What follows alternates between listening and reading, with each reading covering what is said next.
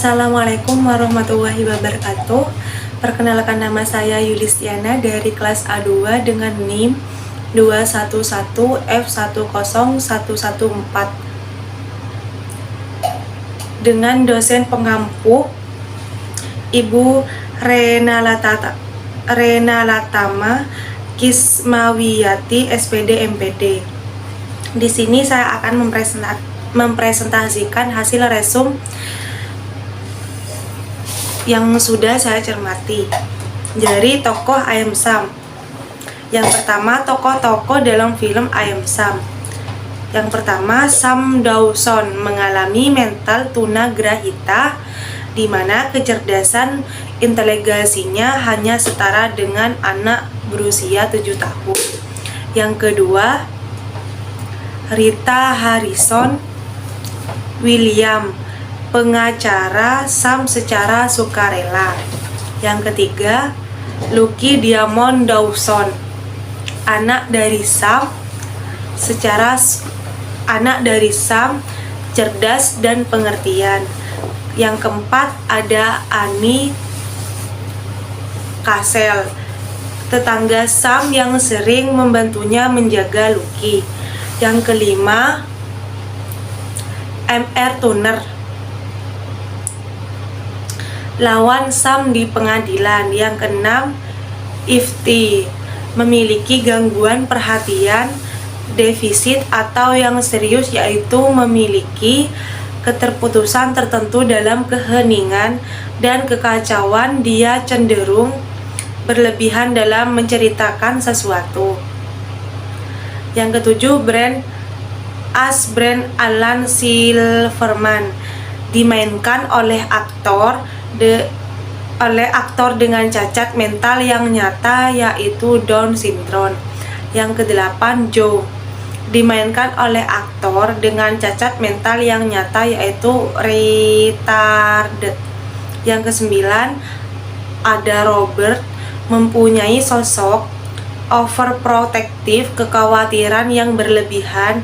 Hal itu dapat terlihat dari sikapnya yang waspada, meneliti setiap tingkah orang lain yang dilakukan, mencurigai Rita, pengacara Sam, saat wawancarainya, dan meneliti semua kegiatan di ruang sidang.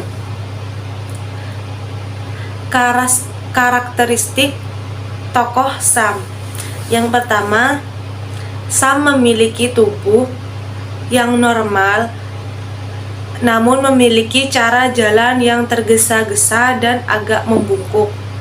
Yang kedua, Sam selalu mengucapkan kata-kata yang ketika melayani tamunya.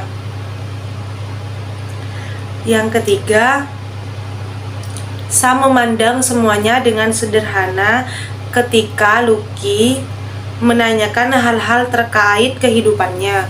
Yang keempat, Sam cenderung egois dan tidak mau kalah, seperti ketika Sam dan Lucky pergi makan ke sebuah restoran baru.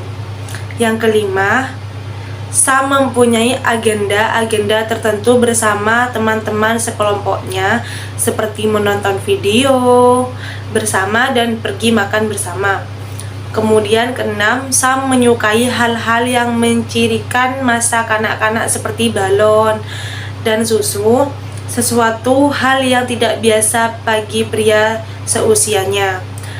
Yang ketujuh, Sam hanya mampu membaca kata-kata sederhana dan cenderung menyukai sesuatu hal saja. Yang kedelapan, Sam adalah pria yang polos, layaknya anak-anak, seperti ketika ada seorang pelacur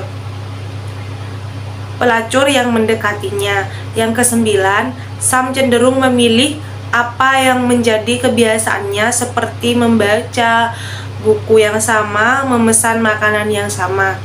Kemudian yang ke-10, Sam cenderung tidak dapat bersikap layaknya orang seusianya. Dia cenderung menunjukkan perasaannya tanpa melihat situasinya.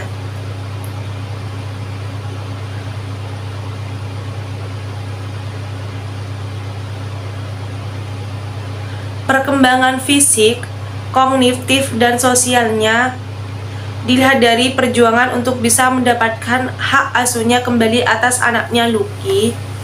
Sam adalah seorang yang menderita autism, di mana kepastian intelektualnya hanya setara anak usia 7 tahun. Namun, meskipun memiliki kekurangan,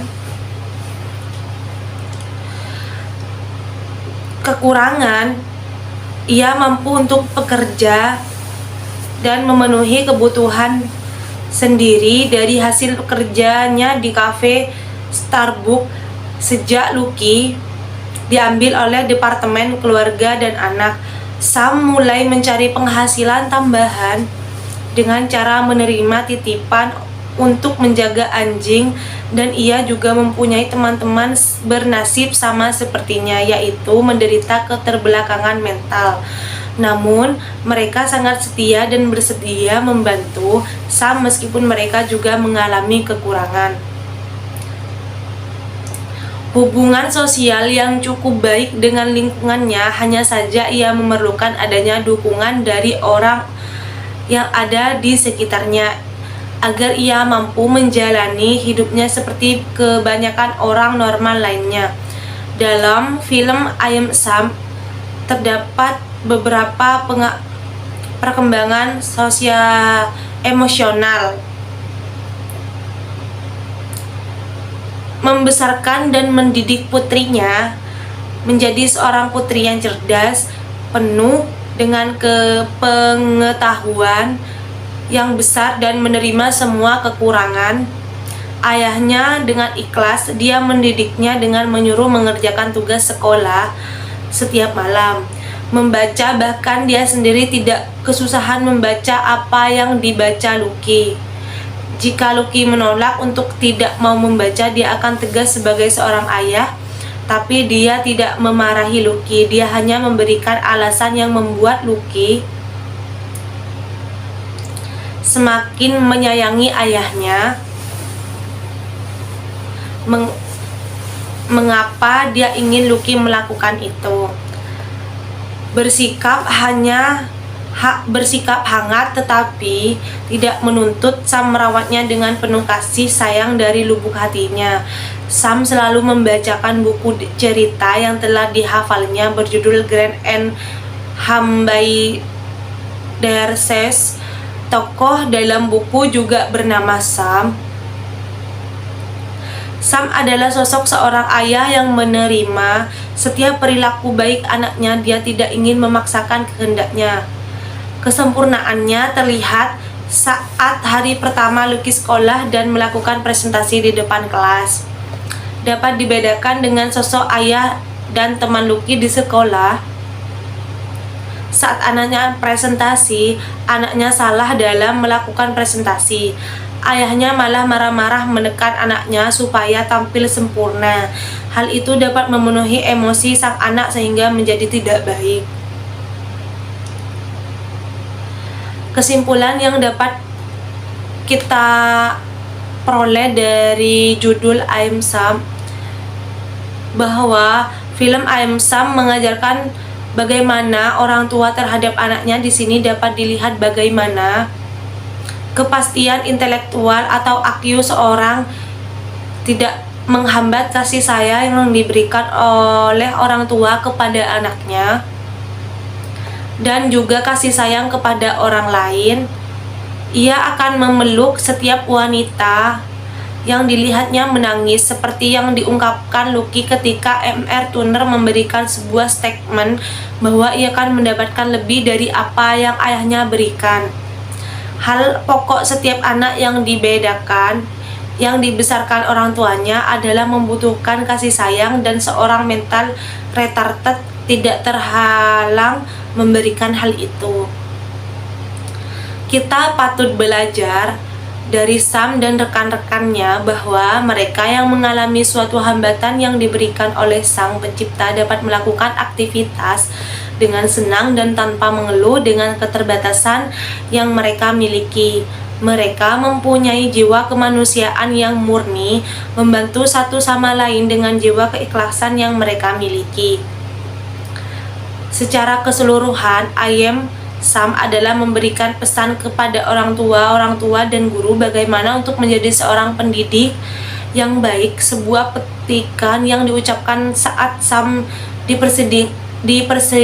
persidangan memperjuangkan hak asuh terhadap putrinya, itu mengenai keteguhan dan kesetiaan, kesabaran dalam mendidik dan menyayanginya. Mendengarkan dan pura-pura mendengarkan bahkan ketika kamu tidak bisa mendengar sama sekali, dan itu mengenai cinta dan kasih sayang yang diberikan secara tulus kepada anak, tidak terbatas oleh kapasitas intelektual IQ seseorang. Mungkin hanya itu yang bisa saya resum dan presentasikan, kurang lebihnya mohon maaf. Wassalamualaikum warahmatullahi wabarakatuh.